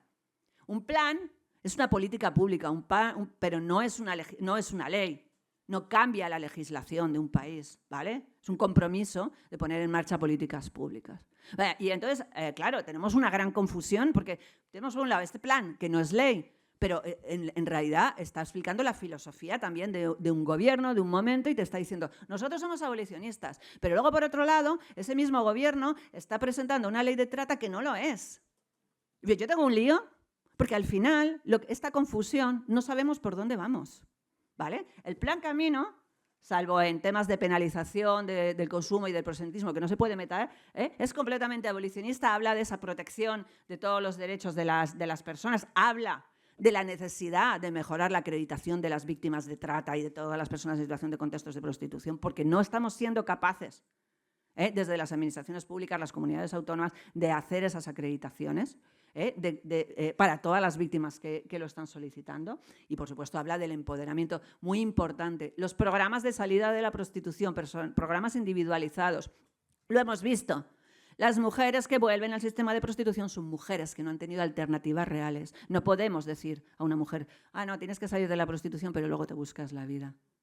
Eso no es abolicionista, eso es otra revictimización. El sistema tiene que ser capaz de dar esa alternativa real, esa oportunidad. ¿De acuerdo? Y voy a acabar aquí porque podría hablaros de muchas leyes, pero quiero hablaros del caso de Suecia.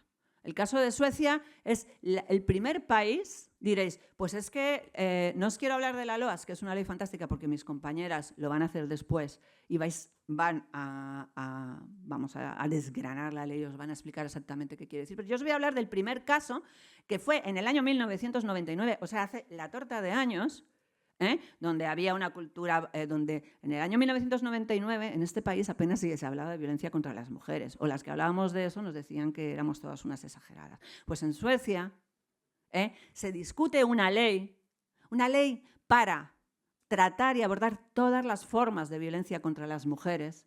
Se llama la ley La Paz para las Mujeres, y en esa ley, súper importante, el primer paso que hay que hacer para tener una ley abolicionista del sistema prostitucional, puesto que atañe y ataca los derechos humanos, mayoritariamente de mujeres y niñas, ya lo hemos visto, es declarar el sistema prostitucional como una vulneración de los derechos humanos y como una violencia contra las mujeres. Mientras no reconozcamos que esto es una forma de violencia extrema contra las mujeres, no estaremos abordando el sistema prostitucional en toda su dimensión. Si el sistema prostitucional y la existencia de la prostitución solamente es un problema de consentimiento de las mujeres, estamos olvidando todos los derechos vulnerados. Estamos olvidando que ese consentimiento, mañana Rosa Cobo, imagino que os hablará, ese consentimiento es tan cuestionable. ¿Estamos realmente hablando? ¿Es que de verdad es el consentimiento lo más importante? Consentimiento, estamos viendo en las estadísticas que mayoritariamente son mujeres en situación de extrema vulnerabilidad, de necesidad. ¿Qué consentimiento podemos dar cuando no tenemos oportunidades reales de consentir a nada? Dice Ana de Miguel que eso es una tomadura de pelo y yo estoy totalmente de acuerdo. A mí no me hables de consentimiento cuando no tienes elecciones para elegir. El consentimiento tiene que ser libre y este no es un consentimiento libre. ¿De acuerdo? Bueno, pues Suecia en el año 1999 habla de todo esto y dice, esto es una forma de violencia contra las mujeres. Y no solamente es una forma de violencia contra las mujeres, los principales responsables de que esta violencia se produzca son los hombres, mayoritariamente hombres, que demandan actos sexuales pagados. Si no focalizamos el tema en esta demanda, imaginaos, estamos hablando del 1999, es que tenemos que contextualizar. Estaban diciendo a los suecos que es privilegios que tenían masculinos, porque esto es un privilegio masculino, poder acceder al cuerpo de las mujeres si tienes dinero para pagarlo. Esto se llama privilegio. ¿Vale? Y esto se llama que renuncien a ese privilegio, y no solamente que renuncien, que si encima lo hacen y compran, van a ser penalizados. Imaginaos el pedazo de cambio de mentalidad. O sea, ¿que estaban los suecos muy contentos cuando esta ley se aprobó? Para nada. Porque esto es una pérdida de derechos para ello, ¿vale? Por eso, aunque esto fue un único artículo que se metió en el Código Penal, la penalización de la compra de actos sexuales, Suecia era muy consciente que una ley, esto es un artículo, ¿vale? En Francia tenemos el caso contrario, que es una ley entera, como una ley integral. Pero bueno, un único artículo puede cambiar tantas cosas si va acompañado de políticas públicas que sean coherentes con todo lo que estamos viendo, que inviertan en formación, en sensibilización, en concienciación, en programas de salida para las mujeres en situación de prostitución. Un enfoque holístico del sistema prostitucional. Esto es súper importante porque cuando hablamos de las leyes abolicionistas del sistema prostitucional, pensamos que es que lo que queremos es penalizar al putero y ya está. No, es que esto solamente es una vía, un instrumento. El verdadero objetivo es una sociedad sin prostitución, una sociedad sin explotación sexual y que a nadie, a ningún hombre y a ningún niño se le ocurra que es lícito o probable o algo esperable poder comprar el cuerpo de las mujeres en el sistema prostitucional. Igual que hoy, nadie, ningún niño, ningún hombre, esperamos o pensamos que nos podemos comprar un esclavo o una esclava para tenernos en nuestra casa. En nuestra cabeza no cabe que eso mismo no quepa en materia de prostitución. Lo vemos, ese es el objetivo.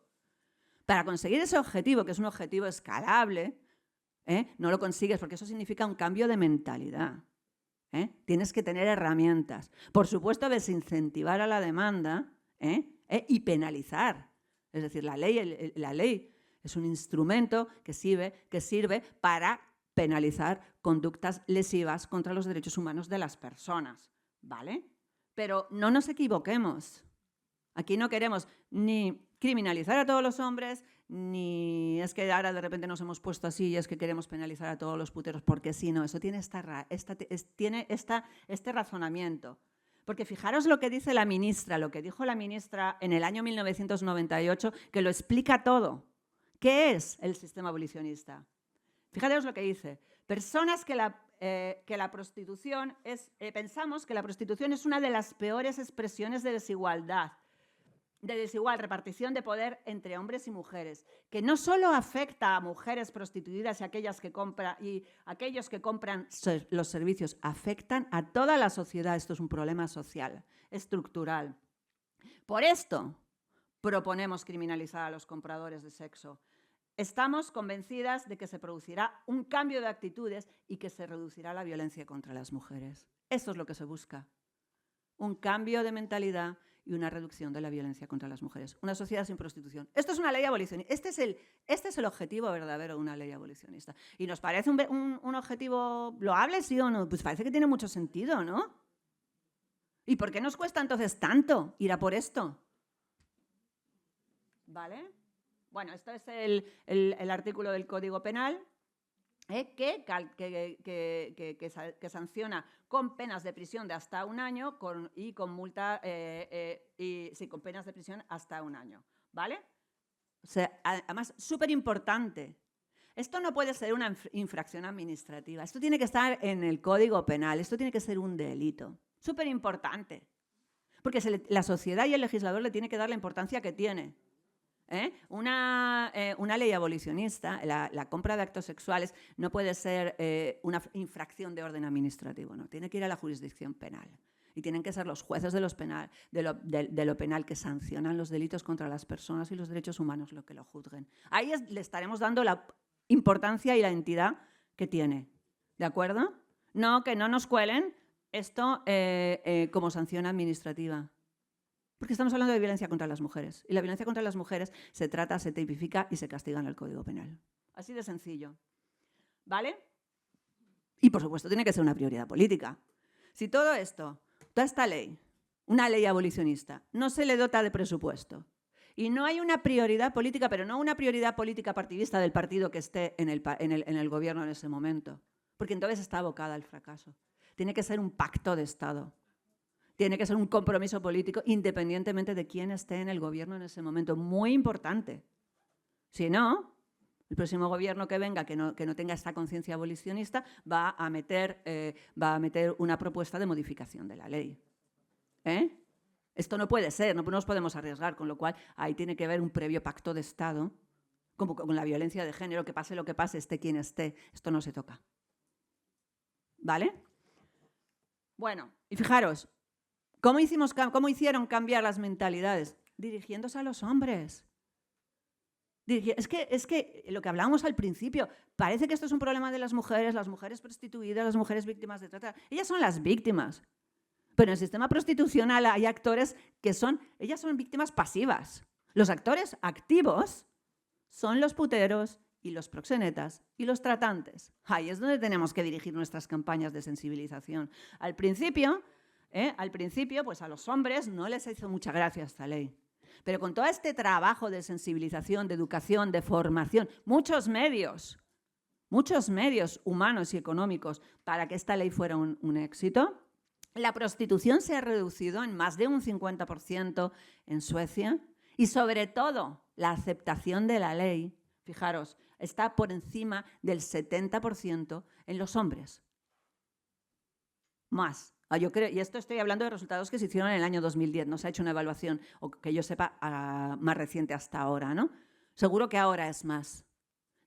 ¿Y que sabéis lo que pasa? Pues que la industria del sexo, los hombres se ha reducido la demanda porque cada vez hay más hombres que piensan que esto es una vulneración de los derechos humanos.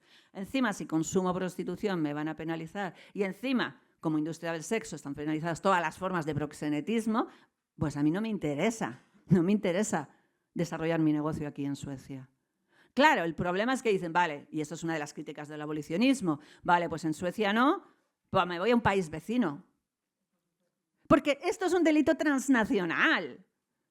Con lo cual, está genial tener de manera individual políticas y leyes abolicionistas. Pero para luchar contra la industria sexual global, hay que tener países, vecinos, regiones del mundo que fueran completamente abolicionistas. Diréis, esto es una utopía. Ya, pero es que es nuestro trabajo. Es que si no, mientras tanto, las víctimas son las que están siendo violadas, explotadas, asesinadas, y no nos lo podemos permitir. Bueno, esto os lo voy a pasar, el tema de Francia, pero porque no tenemos tiempo, ¿no? A lo mejor para las preguntas. Pero quería acabar. Esto se lo pasará al alumnado, ¿no? Vale, sí, por favor. Quería... toda la parte de Francia es larga y no... Quería acabar poniendo en el foco de atención y en el centro de la movilización a las víctimas y supervivientes, que han cambiado todo también en esta lucha abolicionista. Y es justo y es necesario hacer ese reconocimiento. El movimiento abolicionista en España es más grande que nunca, no podemos decir que esté completamente unido, pero es más grande que nunca, gracias a que las voces de las supervivientes y de las sobrevivientes tomaron la palabra para decir, frente a esas mujeres que aparecían en medios durante tantos años, supuestas trabajadoras sexuales que vendían las bondades de la prostitución y el empoderamiento económico, la libertad sexual, bla, bla, todo esto, aparecieron voces muy potentes y cada vez más y muy valientes que dicen, esto es una vulneración de los derechos. Yo he sido violada, yo he sido violentada, yo he sido torturada y quiero una ley que toman la palabra no solo para contar sus testimonios, sino para hacer un activismo político activo para reclamar esa ley abolicionista del sistema prostitucional. Y así, un grupo de supervivientes en el año 2023 presentó lo que llamó el Manifiesto para la Restauración de las Víctimas del Sistema Prostitucional en el Congreso de los Diputados, que fijaros lo que dice, entre muchas otras cosas. Podemos decir, con todo el rubor del mundo, que nuestra sociedad es cómplice de esta brutal violencia, ya que siempre ha sido conocedora de la existencia del sistema prostitucional y, lejos de tratar de abolirla, la ha justificado y sostenido con argumentos de misoginia aplastante. Consideramos que es desde esta, nuestra sociedad, desde donde han de surgir un plan de abolición que incluya, sobre todo, alternativas reales para las que aún están en este infierno, y otros de compensación para las que, con mucho esfuerzo y sin prácticamente ayuda, salimos y estamos en proceso de restauración personal. Y acabó esta exposición pidiendo justicia. Ellas piden justicia. Ellas son las que dicen. Esperamos que esta propuesta, manifiesto, sea tomada con la seriedad, el respeto y compromiso que nos merecemos, porque la abolición de la prostitución y la restauración de sus víctimas nos acerquen a esa sociedad igualitaria que todos y todas deseamos y merecemos. Muchas gracias.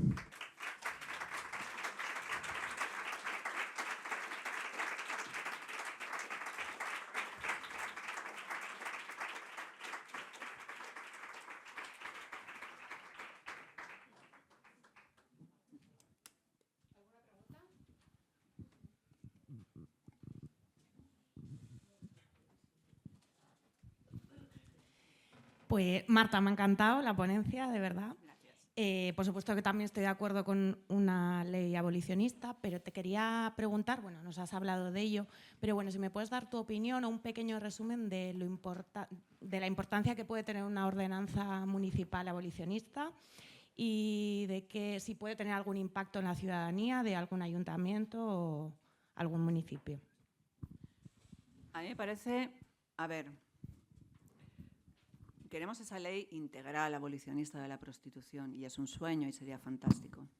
Pero hay cosas que ya podemos hacer ahora y como tú dices, podemos aprobar ordenanzas abolicionistas y su importancia y su impacto es, fijaros, las ordenanzas municipales regulan la convivencia ciudadana, están inspirados en esos principios de convivencia ciudadana. Si una ordenanza municipal dice explícitamente que la prostitución viola los derechos humanos de las mujeres, que la prostitución es una forma de violencia, ese enfoque es una forma de violencia contra las mujeres, que las mujeres en contextos de prostitución son mujeres que muy posiblemente, en su mayoría, sus derechos estén siendo vulnerados y necesitan ayuda, eso es un mensaje que se está lanzando a la sociedad. Yo no puedo ser cómplice de aumentar la vulnerabilidad y de abusar de la situación de vulnerabilidad de esa persona comprando. Yo a esa mujer, si no estuviera en esa situación, no podría acceder nunca sexualmente. Es que esto es súper importante. O sea, yo estoy abusando de esa situación. Accedo a ella porque tengo dinero. Ella, si no lo necesitara, no estaría ahí. Entonces, el mensaje que una ordenanza manda a una sociedad, a una ciudadanía de una ciudad, en este sentido, y el verdadero responsable es el señor, el putero que va a comprar ese servicio, a ese sí que está violando esa seguridad, esa convivencia ciudadana, ese sí que está siendo, como dicen las supervivientes, cómplices de que esto se esté produciendo. O sea, realmente el impacto tiene que ser muy importante, puede ser muy importante. El problema es que no se aplique. Porque yo puedo tener, como cualquier ley, una ordenanza fantástica, pero si a esa ordenanza yo no le pongo también dinero público municipal para formar a mis policías, para formar a mis jueces, para formar a mis profesionales de la salud, muy importantes, no hemos hablado hoy, pero la detección a través de la salud, a mis personas de servicios sociales que tienen que hacer las acreditaciones de víctimas. Si yo no hago toda esa formación, no lo acompaño de una sensibilización y no hago conocer a la ciudadanía que esta ordenanza existe, pues es verdad que su impacto va a ser menor. Pero si hago bien los deberes, si hago todo eso, y no va a ser un día a otro porque las mentalidades y en este país, con estas cifras que tenemos de consumo de prostitución, las cosas no van a cambiar, o sea, tenemos que ser también muy realistas, pero este es un primer paso súper importante. Imagínate que muchas ciudades empezaran a adoptar ordenanzas abolicionistas. Esto sería además una presión con el legislador. O sea, yo creo muchísimo en lo local y la importancia de lo local para hacer cambiar lo estatal, lo autonómico y lo nacional. Imagínate el peso político y legislativo que tendría que muchas ciudades adoptaran ordenanzas abolicionistas. No habría excusa luego para el legislador para no abordar, por fin, una ley abolicionista del sistema prostitucional. Así que me parece fundamental. Me parece el primer paso necesario. Primero, luchar contra las ordenanzas que existen, desgraciadamente, que lejos de proteger a las víctimas hemos visto que las criminalizan. Y segundo, ir adoptando de manera progresiva. Y tiene que empezar una ciudad. Y tiene que seguir otras. Así que me parece fundamental. Como política pública, chapó.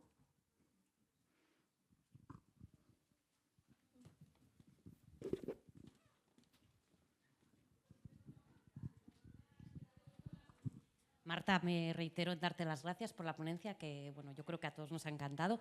Yo te quería preguntar por la acreditación de víctima para las mujeres que ejercen la prostitución. O sea, tenemos la acreditación de víctima de violencia de género, tenemos la acreditación de víctima para mujeres de trata o explotación sexual. ¿Por qué no podemos incluir en esa acreditación de víctima para mujeres de trata o explotación sexual cuando los indicadores son casi muy similares a las mujeres que ejercen la prostitución? ¿Por qué no podemos incluir a las...? Porque, para empezar, los indicadores no están bien diseñados. O sea, hay que trabajar mucho sobre esos indicadores. Y porque las mujeres tienen que demostrar... O sea, las mujeres tienen que demostrar que han sido explotadas sexualmente. Hay una tercera acreditación que no hemos hablado, que yo he intentado explorar sin ningún éxito. Cuando no he conseguido de trata, sabéis que con la ley del solo sí es sí también existe la acreditación como víctima de violencia sexual.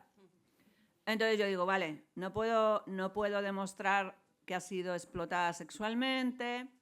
Voy a intentar ir por acreditación de víctima de violencia sexual, como que ha sufrido violencias sexuales en el seno de la prostitución. Otro campo, o sea, hay que tirar de imaginación. Pues también se me ha negado. Porque como no está reconocida la prostitución, las violencias sexuales que se producen en contextos de prostitución como formas de violencia sexual, me dicen que no, que vaya por trata. Voy por trata y me dicen que no porque no puedo demostrar la explotación sexual. Y al final, ¿sabéis lo que pasa? Que no he conseguido la acreditación de esa mujer de ninguna de las maneras. Si esa mujer fuera su explotador, su proxeneta, su pareja, su expareja, iría por violencia de género. O sea, buscando. Pero como tal, mujer prostituida que no puede demostrar trata o explotación sexual o violencia sexual, no va a tener acreditación como víctima. No sé si he respondido. Sí. Vale. Gracias. Nada. ¿Alguna otra pregunta?